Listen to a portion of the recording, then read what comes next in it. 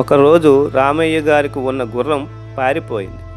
వారి ఊళ్ళో వాళ్ళు వచ్చి అన్నారు, అయ్యో నీ దురదృష్టం, నీకు పెద్ద నష్టం అయ్యింది. రామయ్య మాత్రం నవ్వుతూ అంతా మన మంచికే అన్నాడు. కొన్ని రోజుల తర్వాత ఆ గుర్రం తిరిగి వచ్చింది. అదే కాకుండా ఇంకో 2 అడవి గుర్రాలను తీసుకువచ్చింది. ఊళ్ళో వాళ్ళు ఆశ్చర్యపోయారు. అబ్బా, నీ అదృష్టం బాగుంది. రామయ్య మళ్ళీ అదే అన్నాడు, అంతా మన మంచికి.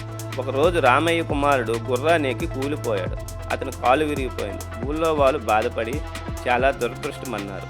రామయ్య మళ్ళీ నవ్వుతూ అంతా మన మంచికి అన్నాడు. వాళ్ళు పాపంగా అన్నారు, ఇంత ప్రమాదం జరిగినా మంచిదే అంటావా? రామయ్య ప్రశాంతంగా ఉన్నాడు. కొన్ని రోజుల తర్వాత రాజ్యంలో యుద్ధం ప్రారంభమైంది.